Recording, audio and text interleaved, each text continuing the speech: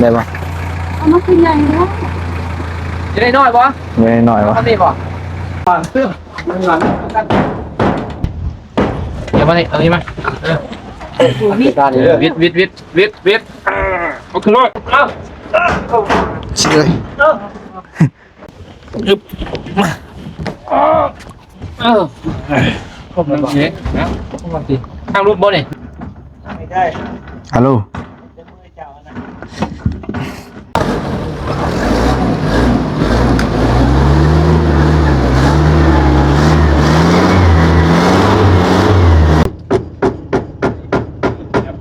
เนาะพอดีโศกเนาะมื้อนี้ก็คือว่าตามสัญญาจะละเด้อทางแม่ผู้ใหญ่ใจดีที่ว่าสื่อตู่สื่อนี่ก็ให้น้องมาตลอดขอให้อยู่ดีมีแห้งให้ร่ำให้รวยให้โชคให้มาพัฒนาสิ่งใดขอ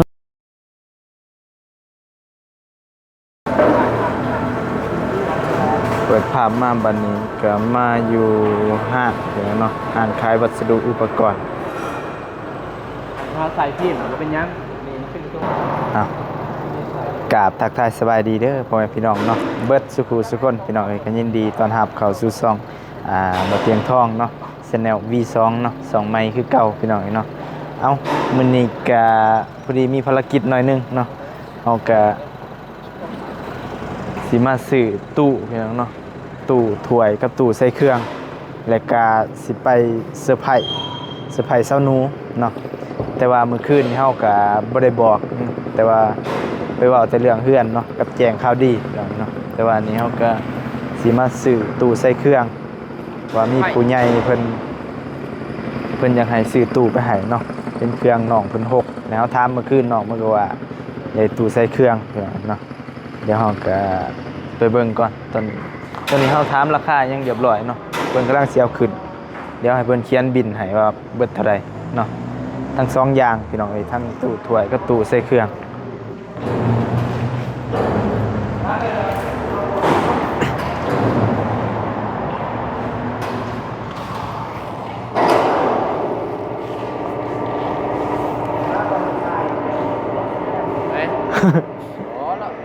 ติดแดงวะใช่ว่าติเล็กก็ดึงไปดึงมาถูกก็ตายดึงถูกก็ตาย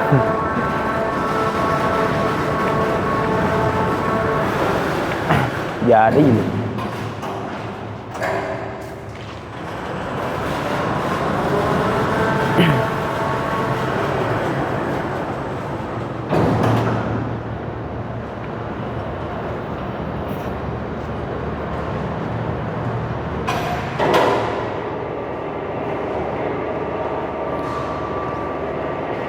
เพื่อนเอาขึ้นก่อน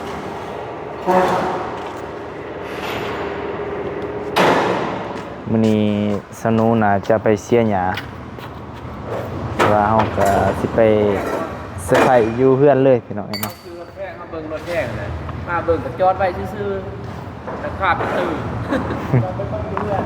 เรามาเลื่อนแล้วก็เพราะว่ามันเที่ยงเลยเราไม่กินข้าวกินเลยโอ้มาบ่มาบัดเที่ยงปลายขอโทษเอาขอแล้วก็โทษให้มาในน้ำว่าเจ้าอยู่ไซเอาปรุงก่อนปรุงไว้ก่อนเรียบร้อยเบิดเลยนะเอาห้ามขึ้นได้บ่ครับไอ้ที่มันต้องมางเลื่อนเลยมางเลื่อนหนึ่งมาเลยเอาห้ามขึ้นบ่ได้ดอกต้องห่างมางวันนี้ได้แค่นี้หมางเท้าต้องมางหมดได้ทางหน้าเขาจ้ะแกะนะเงียงขึ้นมาแล้วอ้าวมาแล้วพี่น้องเอ้ย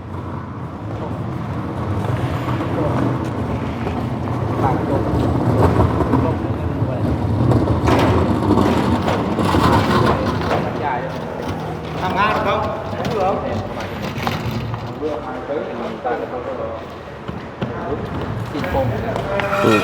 ใส่เครื่องพอดีเฮือนเพิ่น6ลายพี่น้องบ่มีหม่องเกาะเครื่องนะเพิ่นใส่แต่กระเป๋ามื้อนี้ก็จัดให้ซะ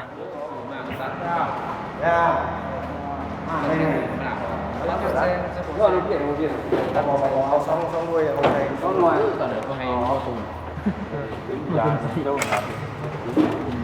เอาแพ้นะเอาแพ้พอใช้ซักดู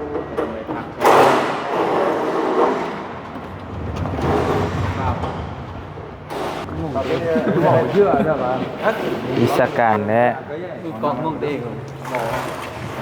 โอ้คักนอกตอนนี้นอกอยู่ในป้าย คือบติดไว้ โบติดป่ะเอาสกอตติดเนี่ยขึ้นก่อนวะ เฮ้ย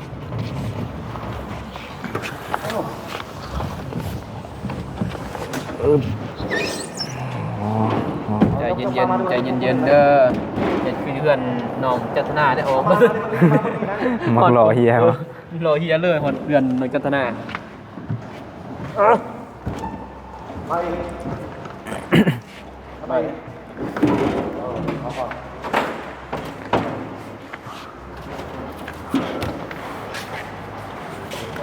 ห้องสมห้องเนี่ย บเอาจับเอาได้แล้วโอ้โหจับ โอ้มือเล่ามือเล่า เอาแล้ว ลงขึ้นลีเหรอ cô nặng hỏi tên à? ฮะ Cô nặng hỏi tên. ห้องที่นี่เนี่ยtrước Không nổi. สองหน่วย ย้ำมาเขาเสียเต็มที่ดิ ก็ต่างเอาหรือเปล่าฮะ Con ngoài như tảng nhé. Hình thân không có. ได้เยอะนี่มันนั่นอยู่นี่ได้ อะไรกันนึกเอาซุกมาซุก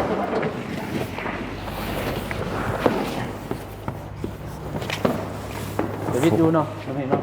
วิท ทาง ย์ เขาวิทย์เนาะ วิดอยู่ วิทย์ยู จะเห็นแล้วบ่ ทางเข้าหรอ จะหูแล้วบ่ วิทย์เขาไปยังของมันใจ เอาตัวนี้แล้วตัวนั้น บอเอาตัวไหน ตัวนี้ราคาเคลื่อนบ่ บอกัน คือการบอกเอาตัวนี้ซะ เอาตัวนี้แหละมาหาจะเก็บตัวลับๆนี่ กินมาเนี่ยนอนลงเลยเอาพี่เพิ่ม ยัดได้บ่ยัดได้บ่ ยืดเลย เล็กบุ่มเลย เย็นนี่ แม่นที่แรกว่าสิเอาตัวนี้เลยบัดเลยผัด เนี่ย ช่วงนั้นวิกฤตค่าน้ำเขาช่วงวิกฤตสงครามราคาสูงและหายากก็เลยบ่ได้เอาซะ เขาคงล้างข้างหลังไฟเลยเดี๋ยว ฮะ ไฟที่เอาไฟ ใส่เฮือนตะกี้ เพื่อนเอง อ่ะเลย ยกนะยก กันเลย เอาไป ยังไงนึงจำอยู่ไม่ใช่โอ้ทิศลายได้ทิศลาย โอ้ครับกับฝนตกนี่เด็ดสมอเละเลย เดี๋ยวทีเด้อ เอาผ้าปกในเด้อ เอาในห้องเนี่ยไม่ให้มันติดกันเกินไปนะบอกไปนั่งนะมันตีมันอย่างนี้ คือบ่ผมเป็นยังดอกกระยะแล้วอยู่เทิงกระยะนั่นหมดได้เลยอยู่เทิงผมเป็นยังดอกเจ็บมันตามกัน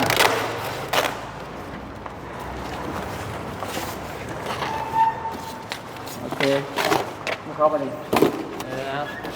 เบิร์ดดิอ่ะใส่มันท้องแล้วยังเนาะใส่มันท้องเด้เดี๋ยวดิ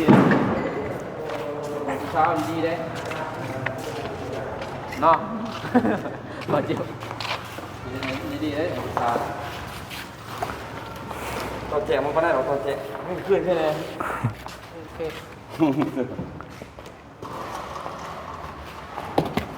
สกดระเบิด นี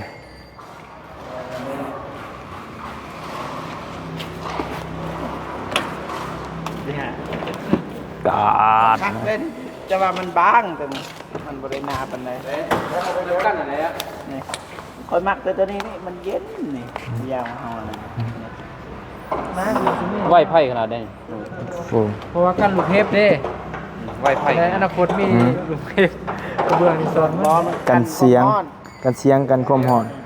บ่นะเขาบอกแล้วอนาคตเล็กอยู่นะมันสิกันอยู่ที่บ่ได้มันยากบ่ใหม่นะนี่ บ่อยู่ ลอง มันฮ้อนมันใหม่บ่ไม่ไม่เรื่องอันนี้ก็ไม่นี่สิ เดี๋ยวได้ว่าบ่ใหม่สนุก เมื่อนั้นข้างมีไวไฟ พวกเป็นพวกซีเด้เดี๋ยว เข้าไปในวันข้าง อันนึงเจโน อ้าวพี่น้องเนาะเรียบร้อย2 อัน5 ล้าน7 แสนกีบสำละก่อนแบบนั้นน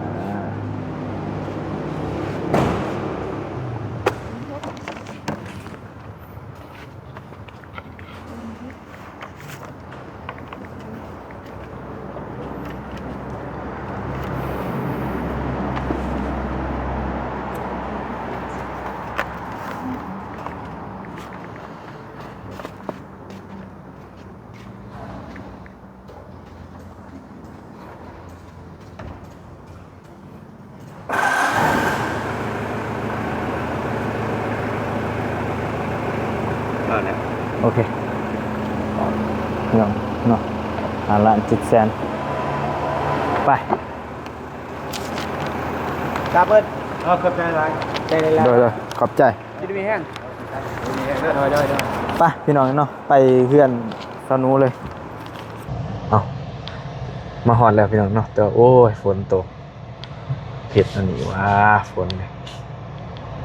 มันมาอยู่แล้วเปียกเบิดแต่ตุ่มโอ้เดี๋ยวเสียดเอา เสร็จแล้ว บีบเลยเด้ให้มันยิงเบิดบีบคนตัวนึง ใช่จะเพิ่นว่าสิออกไปสวนนั่นแหละแต่ว่าเขามาก่อน แห้ง เสร็จ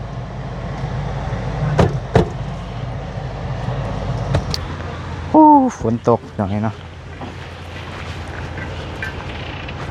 ใช่มีจ่องปะสบายดีเด้อ โอ้ยอีหลุดมันอีหลุดตัวแม่ เอ้ามาเลยน้อง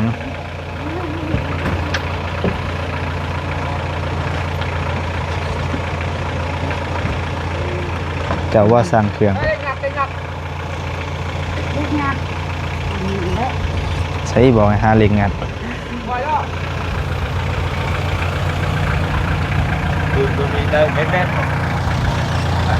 มา7มา8ได้ปะ เอามาขึ้นใหญ่แล้ว จะได้น้อยปะ เงินหน่อยวะ ทำนี่ปะ หาเล็กงัดดิมีปะ ไปอันนี้งัด มันงัด โอ้เอาเขาทางนี้ได้อยุ่งงัดนี่เอาเขามาทางนี้ได้ คอยเห็นยังบ่ได้มีแต่จับจองบอก FC นะ บ่เจ็บขาเพ่พี่น้องขาเสีย เสร็จบุรีระวังเลยเอาเลยงัดไปหนูหูยังถึงเลขเด้ แหะบอกได้ว่าถึกเลข เอาไปน้องนูนะ ถึงเลขเด้แล้วถือเลขว่าว่าเราเหลืองหนัก เป็นบ่อน้องนูเฮาถามเมื่อคืนบางได้บ่ประตู ใช้ขอดมา นี่ได้ไหมขอน เอานี่เอานี่นี่เอาหนามเอาไปก่อนเอาไป นี่แหละที่ขอบว่าบางได้บ่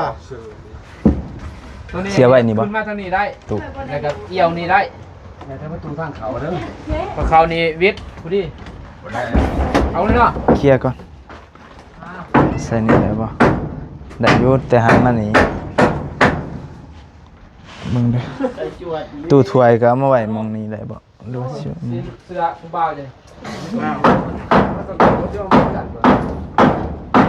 มาเพื่อนอยู่เนี่ยมาเพื่อนมาเพื่อนกัน สบายคนบ่มี ได้ฮีดด้วย บางเลยบาง เอา มีแต่คนตีฮีดเลยนะ โอ้เอาไปก็ได้ เอาลงเลย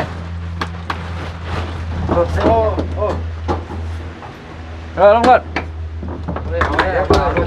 โอเค ไป โอเค ไปอีกลาง ลูกเหยียบเด้อโอ้ ตัวใหม่คือก่อน เสียงบ่ ลูกเพิ่นถือ เสียงมีบ่ ว่าประตูสีขาวไหลเด้อ ได้ป่ะ สีทางครัว คือตามเราแท้ไม่เปลี่ยนคือแท้เวียดได้เวียดหัวข่อยนี่มึงนี่นี่กับนี่นี่มากเท่านี้นี่เอี่ยวเขา เงียงได้บ่ ได้ตัวนี้เม็ดเบ็ดนี่ แปด ได้คือบ้างเอาลง เห็นไหม ถ้าอยู่ประมาณวงเงินเขาไหนบ้าง 2 เม็ดแล้ว ได้บ่ มันก็ได้แล้วพุ่น เอาเสือขึ้น เอาเสียงที่ เพื่ออีก อันนี้มันบ่ได้ ควายเฮ็ดขึ้นนี่ได้นะแต่ เจ้าเฮ็ดแนวใดเจ้าเฮ็ดแนวใดน้องเอ้ย บ่ได้ก็มาทั้ง ใส่ พุ่น ข นะ อ3 อัน กล่องเอ้ยเบิ่งให้ดีนะกล่อง เด็ดเลยแล้วอัน อันนี้บ่ได้นะ บ้านจะโดนจับเป็นนอก เคลียร์พื้นที่ แกะหลังคาออกอีกจังหน่อย แก้ผ้าได้ก่อนบ่ได้เรามือก่อนไปเต้เฮ้ยท่านยับนิดนึงตำเฮา วาง ใช่ โอ้รถอยู่ไกลโพดรถ ถอยรถออกอีกบ่ ไปซอย อ้าว ถ้าคือเรื่องท่านนี่ได้มันเรียกติดคอยลงมา อยู่นอกได้บ่ว่าจิอยู่คันใดก็ได้โอเค อย่าพาด้วยอย่าพาด้วย ถ้าขี่ท่อเราออกก่อนไหน ฮะ ถอยรถออกก่อนก็ได้ เบิ่งรอบก่อนซัดขึ้นไปปุดได้เอาเลยเอาไปกันเลยเอาอย่ามานี่เอานี่มา ทานนี่เด้อ วิ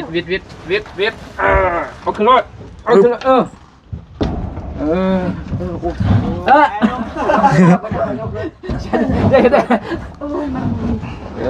วิท อยากเขาอะไรอย่างตัวมันจ่อดีแล้ว ค่าแล้ว ตัวเกยแล้วนี่ ว่าแล้ว เขาอะไรอย่างนี้ เล่นบอล ได้มา เอาหลังคาออกบ่ยากหรอก ข้างวอล แค่อีกตัวจะจิมาอ่ะเนาะ นี่ร้านน่ะ ก็ขับเสื้อหน่อยบ้างหันรอขับ บ่ได้ที่ ร่วมขยักเขาเตือนหน่อยที่เรามา ถอยไปทางคันใดก่อน นี่ชี้ไปดิเขาก็คอยตู้เขาเตือนหน่อย นี่สิ แต่ละวุ้นละวุ้น แอนบ้านมีกัน ชี้ไปเรื่อยเดียว โอเค ได้อยู่ ไปอีก เอาเลยดึงจำดึงขางจำมันยังบ่ทันอยู่ ขาดเสือนะ มาเลย เสือโบละโบดู แข็ง ใช่ป่ะ มันหลังไงเป็นเด็กอีกที จ้ะ บอกข้างกล้าว่าบ่ได้ก็แกะอันออกเลยนะ บ่ได้ แกะออกเลย อะไรก็จอง มันค่าตัวนี้ซื้อนี่นะเงินตัวนี้ก็ได้ตัวนี้มาเบิ่ง ต่อ ก่อน ต่อ เนาะ ต้องคือในกระติกต่อ ต่อกันขึ้นก็ได้พี่ ขาได้ออกไม่ฉลาดกับวิทย์อยู่นะพี่หาไปแล้วเนาะ ไม่สลาอุบิดกิจยามันแต่ก็เฮ็ดใหม่ งัดไป บ่หาเด้องัดเด้อ นะครับฮะ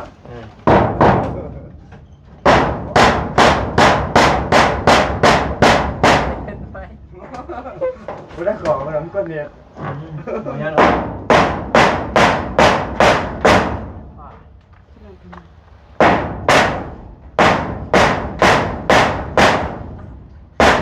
อันนี้วิทย์อยู่ พี่เลยเอาเลย โอเคบ่ ดึงไปมั้ย ก่อนเดินมันมีหมองจับ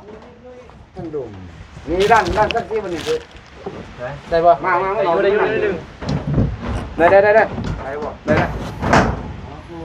ดูแกเอาโอ้ดูไปจับ เอา สิเลยโอเคบ่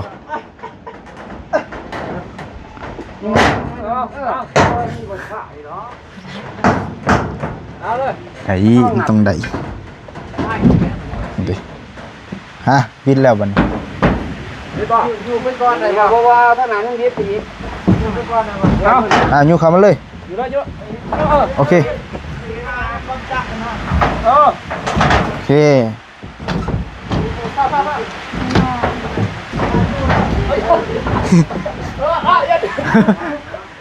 stop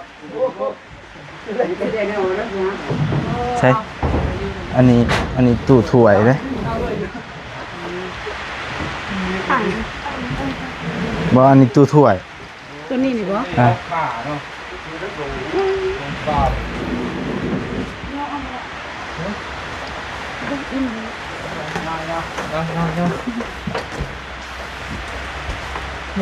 เอาไว้ดิ ตู้ถ้วยตัวนี้ตัวเฮือนครัวพี่แหล้วนี่บ่ โอ้ยวิทย์อยู่ว่าเอาดอกไฟออกแบบนี้เอาป้าบุญนี้เป็นยังบันนั้นจังเฮ็ด เดี๋ยวแป้งเนาะ ที่เขาเสียได้บัดนั้นแค่ อ่ะตูดเข้าไปก็ได้ ผมไม่เคย ฮะ ใส่ พี่แหล้วอยู่หลังพี่แหล้วบ่เห็นบ่ ย่อตีบุญนั่นย่อ มาหาดูแก่ตรงได้เลยอย่าไปเนาะ ย่อเลย ไปใช้นี่ ไปจะมาเท่าไหร่นี้ นี่บันนั้นก็คือเนี่ย บัดนั้นจังมากตอนนั้นเด้อ จะมองเอาด้วยทำเขื่อนอยู่จะจะไหวนี่ทำเขื่อนจะง่ายอยู่เด้อจะ เอาเครื่องมาโอ้นึงเลยแต่ตัวนี้ตู้นี้มันนี่ก่อน โอเคตัวเข้ามาอีก น้องเอ้ยตู้วะตู้ก่อนป่ะนี่เอาตู้ตัวมันนี่พอเอาตู้กันมันอยู่หันมาตู้กันมัน แล้วตัวหน่วยครับพี่ นะ2 อันปลาหนึ่งเลยบ่โอเค ไปพี่มาพี่ จะจบได้บ่บอยแล้วเลยไปเจ้าหัวโจ้ ได้อยู่เคลียร์พื้นที่ก่อน ไปตีว่างไปตีได้หนู ขอเด้อเล็บเฮียเด้อ เด็กพี่ เอาเขาแง่ม เคลียร์บ่ พอ ต่อไป ยังได้แว่นมันมีผลแว่น นี่แวน ขับอยู่เอานานเอาแต่ ไม่ได้ที่ถอดเข็มหมดละเอาตะปูไม้ตะปู12ยำตีด้วย ป้าเลยนะนี่บ่ตอกแล้วนี่ป้าเลยนะ พอดีนะ เนาะ โอ้ยบ่ไรที่มันบ่ มา กั กัน น โดนไม้แห้งแล้วสิพึ่งไป มาเอาบ่ได้แล้ว มัดเอามาจะ มือนาบางทีมี เหมือนยัง ได้มากได้ รีโนเวทใหม่เนาะจังว่ากัน ได้บ่บริเตสกอตบ่อย่าพับนะมันมีน็อตมันบ่มีนั่นได้หรอก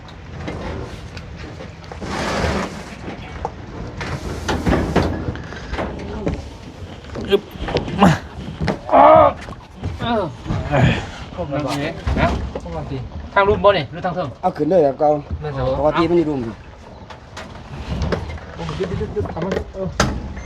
รัดขึ้นต้องจะรัดขึ้น เซยข้ากันเด้อ หนีบเข้าฟ้า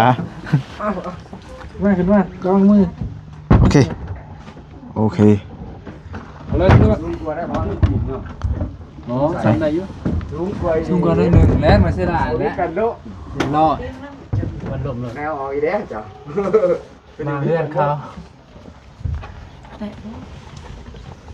ท่านว่างั้นเอาดินออกก่อนแม่นี่เนาะแต่ห้างเขาคือ โอ้มักหล่อเนาะ แม่เนาะ อันเอาบ่ มีตะลุบิดบ่ ต่อเป็นโล มีบ่ เอาตะลุบิดมา แต่มันก็บ่พลาดดอกยาวนะ คือเป็นเนี่ยเอาได้เลยเพิ่งจับสายไฟเลยเนาะ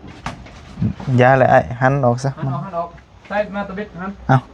นี่วันจ้ะ พี่เอา มีบ่ มี นอนลง ปิดลงแต่ทบอนอยู่เลยเอาผมจะจับเด้อตัวลงโอเคโอ้อย่าแหวงอย่าแห้งนะ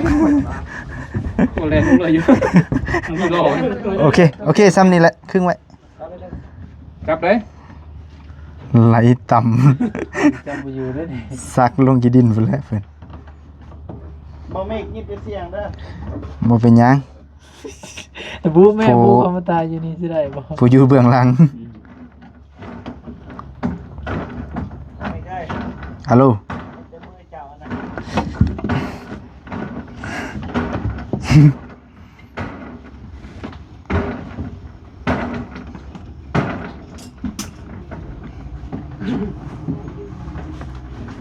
สิเฮ็ดแนวหลอดแนวหยังอีกเนาะบ่ใส่ก็สิเป็นหยังหลอด น่าใส่เรือนได้ ก็ง่ายยาวนับแบบที่ ง่าย อืม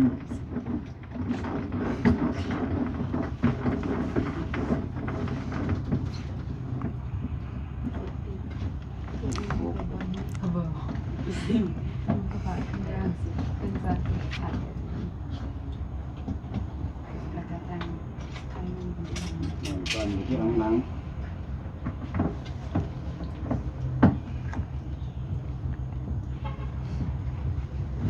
โอ้ก็ โอ้จนขาสิลอย จนอิดจนอ่อน เรียกเด้อ แขนก็จนลอย บ่วิดเก่าอย่างนี้ นี่บ่โอเค วิดมุกสนิ โอเคบ่ โน้เจ้าเรียกจ้ะ เฮ็ดหยังสู้กินในเด้อมันเฮ็ดกับข้าวสู้กินอีกเด้อ ไปเรียนเอามือยาวมันนี่ มาสู้เข้ามารถโอเค ยักษ์อีกก็มาฮะ ถึงเลยเดี๋ยวนะฮักเข้าพักก่อน ไปจ้ะป่ะ โอเค นั่นคือในครับ เบิ้งโอ้ปากคนตื่นเร็ว โอเค ยี่ก็แบบ ปากแข็งผมอยู่พุ่นไปลูกลงไปได้จัดทำไมเป็นนั่นแหละได้ป่ะได้ป่ะได้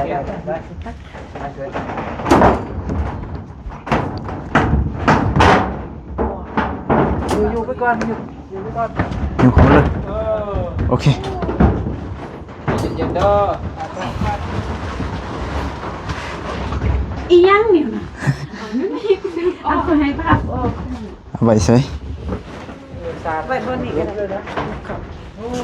เอ๊ะ เอง ยอเอาบ่ได้ นอนดิค่อย กาบีเด้อ ๆมันมีหมองจับ กาบีเด้อมือจับเลยบาดมือเลย อู้กับแม่ก็เท่า โอเคโยนเลย มาใส่จะได้ที่นอนเนาะ ขอ โจมโจม อย่าต้องมา โอ้ยอย่าโจมตีนนะ อย่าจะคล้องมันมา เอาโยกขึ้นได้บ่ ดันเลยนะดันเลยเป็นยังดันเลย โจมโน้ตโจม มันมีหมองจับ โจมเอาเต้โจมนี่เลยนะ เอาไปโยกขึ้นอ้าว หนัก บอกไม่มีใบยอ ไว้เลย อ้าวผู้เจ้าซัน ตีนมือโอเคได้แล้ว โอ้โหเตะเลย โอเค เอาจบดิ ไว้ใส่ บ้านนี่บ่มันบ่ได้ดอกไปปะนะยังได้มาแปลงเองวะจะได้บ่คอยนี่จมบ่ได้จะโยนแปลงเองอยู่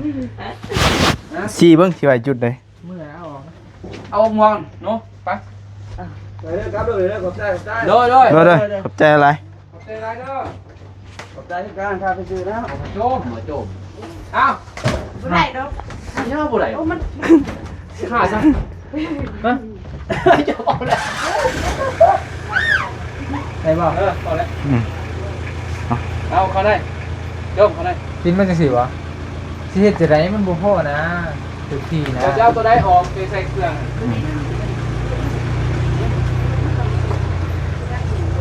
เฮ็ดเป็นขันห้องเลยก็ได้เนาะขันห้อง เห็นมันเอาเห็นดิ กำเลยได้เลยเนี่ย ขันห้องเลย กันบ่แต่ว่าตู้ตัวนี้ นี่ปลานี้ เอามาใส่นี่เนาะ ไปเปลี่ยนเลย ลมบ่นี่เงียงเขาเนาะเอาทั้งควงเขาแล้วก็มาตั้งอยู่นี่ ลมยังไปเลยงามปุ๊บเนาะมาเมียนี่ไปจมให้เจ้ามันก่อนนี่ไปเลยอย่างนี้ โอ้ป้าประมาณ มา โอ้บัดนั้นก็สิมา เมียได้เนาะเนาะ คือนั้นก็สิจมแล้ว มาเลยมานี่เลยเนาะเทียบนี่เนาะแล้วกินปลาวัฒนี่ เขาพอดีปั๊บเลยบ่ แม่คักเลยพอดีงามบริกุดมาไหน ใส่ ถ้าสิบ่ได้กันอยากมา อ้าวจะเป็นยังหมากเนาะ คอนใส่แล้วบ่ คอด แต่ว่าตัวนี้สิเฮ็ดเนี่ยสิถามผู้ใหญ่เพิ่นก่อนแต่น้องรู้ว่าเฮ็ดได้อยู่บ่ ได้ ได้โอเคนี่ถามผู้ใหญ่เพิ่น ถามผู้ใหญ่ก่อนเพิ่นสิว่าจังได๋ว่า ได้ เฮ็ด ป้าในนี้ จัง ก่อน เฮ็ด ตัวนี้ แต่ว่าตัวเอาตัวนี้ก่อน เป็นบ่ป้าตัวนี้เด้อแต่ว่าเพิ่นเฮ็ดแล้วผมก็จะให้เขามางเลยมาแล้วก็มางก็ไปเลย ตัวนี้โนสูงๆอีกนิดนึงไอ้วิทย์ตัวนี้ ขึ้นไปจุดหม พ อ อดีแล้วขยกขึ้นนิดนึง เบื้องนี่อันชีวิตมันเป็นคันเบื้องนี่ชีวิตวัดมากโอเคมันจะใส่ได้ ได้เยอะแล้วซ้ำนี่นี่จะอยู่นี่ซื้อได้ ยางรถตู้นี่สิ มันจะมีมีตองด้วยเนี่ย ตอนมัดเอา มาเลย มัดเอาปลาเลย ได้ป่ะ เอารถก็ได้ ฮะ มันบอกออก ไปโยสองนี่ได้เอาเนี่ยยังไม่ได้เอามันก่อนเอารถอีกก่อนเอารถก่อน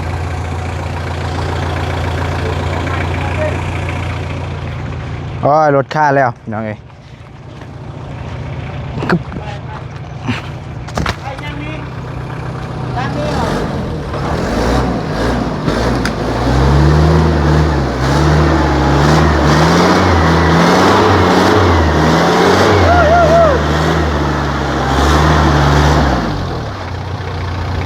โอเค บ่พี่บ่เอานี่นะเอาคนมานี่ นี่ว่ากันนะชีวิตแต่มัน ได้อยู่ ไปเลย ไปเลย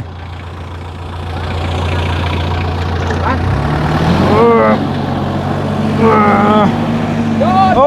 จบไปนะ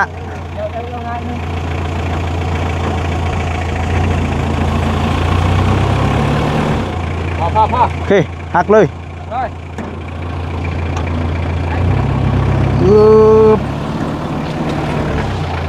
โอเค ไปเลยซื้อไปตั้มจะพูดคนง่าย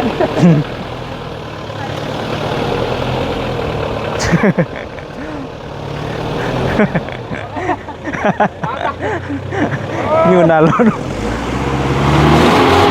ไหนวะ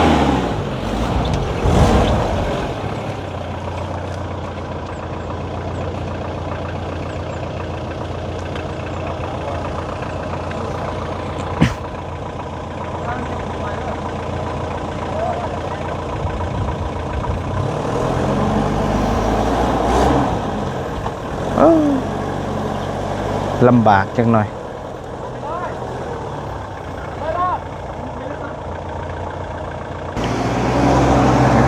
ได้แล้ว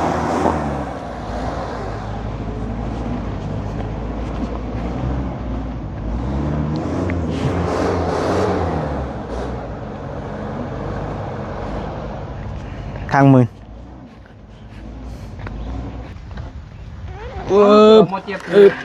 ใส่เอาคอนตีมาอยู่เทิงหมดเลยอยู่หลุมเอาคอนตีมาให้หนะ เล่นบ่กด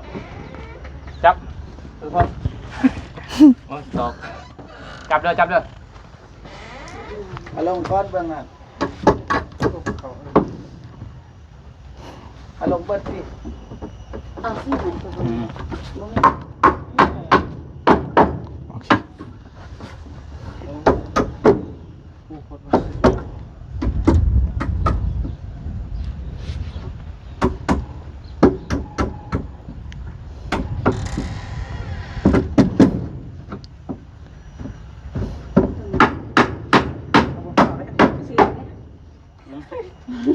ใส่อยู่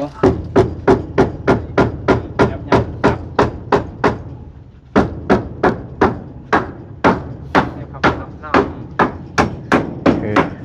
ตอกไว้จะหน่อยหมอจอยลง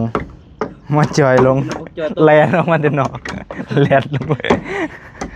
ลงจับเนาะเล็กหน่อย แมนแล้วมันลืมเลย อ้าวลึงนี่ซีเมาเนี่ยตื่นมาแต่เสาหอยเคย เลย คออยู่นี่ บ้านเรา เคยระบายตัวมาตันเนี่ยต้น ทางกีตาร์ กำลังแกะขีตาออกมาต้นทอน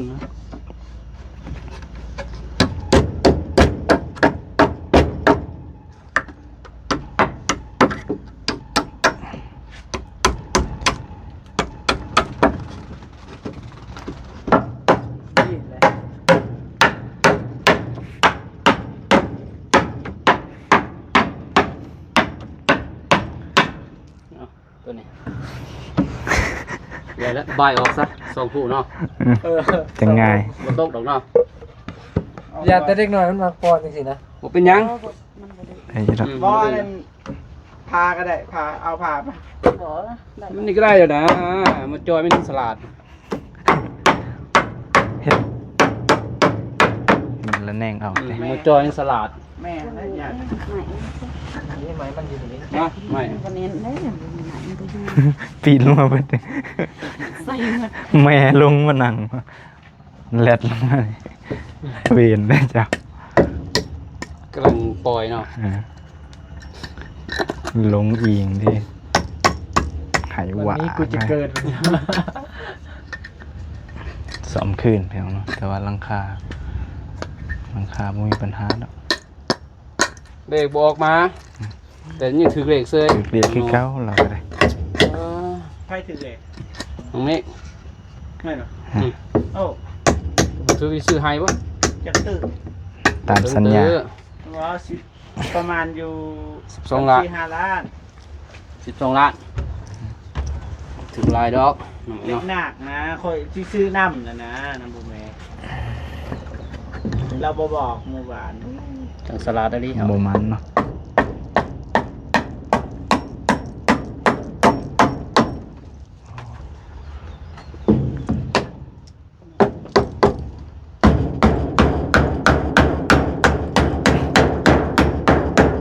มาอีกนี่ โอเค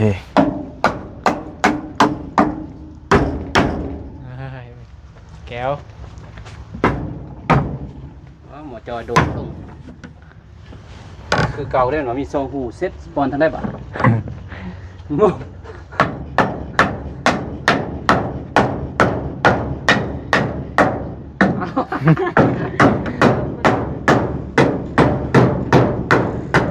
อ่ะ ขอนก็พ่อเหละเว้ยย่านอยู่เหรอ ชิลอนเสียหัวไป อ่ะ อ่ะโอ ต เค บตีนเบิ้งทีเบิ้ง ทดสอบก่อนพูดเล่นออกมาแต่ไหนเล่นออกมาแต่ไหนอยู่ แล้วประมาณเด็ก โอ้เป็นยังไง เอาโอเคร้อย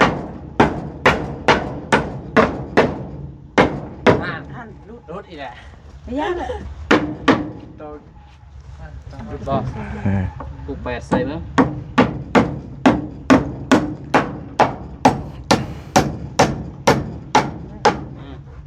โอเค ตัวนี้ออกเลยเนาะบอกบ่ ใส่อีบ่เอาวะ ที่มัน เด้น้องใส่เลยก็ได้ พาก็ได้นะ ที่ท่อสูบเด้เห็นไหมท่อดังแห้ง พาออกก็ได้นะตัวนี้นะ ได้บ่ ได้แล้ว เราบ่โดดทางนี้เขายันเราสิโดดทางนี้นี่ อืม บ่นะมัน เป็นยังดอกมันใหญ่เนี่ยโอเคถือเบรกใส่ในเรียง เฮ็ดกับเขาวเด้อมื้อแรง ฮะ บอกให้กับเขาวเด้อมื้อแรงหิวเขาวเด้อ เขาได้บ่ได้กิน เอ้า เขาบัดเช้า มีแต่ ได้ที่นู้นเนาะโจเวนได้อยู่ บ่คันว่าบ่ได้มื้อแรงจัง มื้อแรง ว่ากัน ไป เพราะว่าน้องเพิ่นยังสิไปเวียกอยู่อย่างนี้เนาะจะน้อยสิถือหักเงินน่ะนะ สักคน เอาได้โทรศัพท์ไป โอเคเพียงเนาะพอดีสุกเนาะมื้อนี้ก็คือว่า ตามสัญญาซื้อมาให้แล้วเพิ่นว่าอยากได้ตู้ใส่เครื่องเนาะแต่ว่าก็เอาตู้ถ้วยมานำเพราะว่าเพื่อนเพิ่นมันก็สิแคบในจักหน่อยเพิ่นเนาะแล้วก็จัดสรรเบิ่งเด้อสิปาไว้แนวใดมันจังสิบ่หกหูหกตาแล้วก็เก็บเครื่องเก็บของเขาซื้อแนวเกาะเสือเกาะผานั่นแหละมีอยู่แล้ววะ มีเยอะแต่ เพราะว่าเฮือนแคบแล้วบ่มีของเกาะเครื่องเนาะเพิ่นก็เก็บใส่กระเป๋าพี่น้องเนาะคือพี่น้องเห็นนั่นแหละมันหกแฮงเฮือนแคบแฮงหกไปอีกกะสิเสลยพี่น้องเนาะก็บ่แม่นเงินบ่แม่นบ่ถึกเลขเนาะแต่ว่าน้องนุ่นถึก เป็นเงินของแม่ใจดีเนาะจากฝรั่งเศสเพิ่นฝากเงินนำมาเมกมาเลยเนาะกับตัวเพิ่นให้มาถามเบิ่งเฮือนเบิ่งซ่านนั่นแหละ สิเฮ็ดแนวใดแต่ว่าตอนนี้เพิ่นให้ซื้อตู้มาให้ก่อนเนาะตู้2 อันก็เลยซื้อมาให้ก่อนเนาะตอนนี้ก็เงินก็ยังเหลืออยู่เฮาซื้อมาเบิด5.7 ล้านเนาะ2 อันแต่ว่าเงินมีอยู่10 ล้านแล้วก็ตัวปลายมัน13 ล้านเพียงเนาะเดี๋ยวเพิ่นก็ให้ไปซื้อน้ำเหมืองมันแนวกินแนวอยากเพียงเนาะแล้วก็ตัว10 ล้านก็ซื้อตู้ตัวนี้เบิด5.7 ล้านก็ยังอยู่ประมาณ4.3 ล้าน4.3 ล้านก็มาเบิ่งเฮือนเบิ่งซ่านเนาะกันบ่พอมันก็จังว่าใหม่ก็มีฝากเจ้าขอบใจเนาะทางแม่ใจดีจากฝรั่งเศสเพิ่นเป็นคนลาวนี่แหละเพิ่น เราบ่ได้บ่งชื่อเลย บอกแม่ใจดี เลยขอบอกขอบใจหลายๆเด้อทางแม่ผู้ใหญ่ใจดีที่ว่าซื้อตู้ซื้ออีนี่ก็ให้น้องมาตลอดขอให้อยู่ดีมีแห้งให้ร่ำให้รวยให้โชคให้มาปรารถนาสิ่งใดขอให้ได้สิ่งนั้นอายุควันมันยืนเด้อสาธุ สาธุใจก็ขอบใจหลายเนาะทางแม่ใจดีเนาะจากฝรั่งเศสเพิ่นก็อีดนเนาะสงสารเพิ่นก็ฮักกระแพงเนาะคือลูกคือหลานเพิ่นโทรมาล้มกับบ่เมฆกันนะเห็นแล้วก็สงสารน้องนูก็อยู่กับลูก2 คนเนาะเพิ่นก็ให้เฮาจัดสรรเบิ่งเนาะใจก็ขอบใจหลายแม่ก็ขอให้อยู่ดีมีแฮงเนาะขอให้โชคให้มานให้ร่ำให้รวยปรารถนาสิ่งใดก็ขอให้สมความมุ่งมา่ปรารถนาทุกสิ่งทุกการเด้อเดินทางไปไสมาไสก็ขอให้ตลอดปลอดภัยเนาะขอให้มีแต่สิ่งดีๆเข้ามาในชีวิตเนาะก็มีแต่จัดสรรเอาเนาะกันว่าบ่อันนี้มื้อแรงก็กลับมาแล้วก็แปลงเนาะจัดสรรสิไว้หม้องใดพี่น้องเนาะเพราะว่าเฮือนก็คับแคบแน่เด้ออย่าบ่เจ็บมาย่อซอย มื้อแรงพอกันใหม่คลิปหน้าพี่น้องเนาะสำหรับคลิปนี้สบายดีเด้อ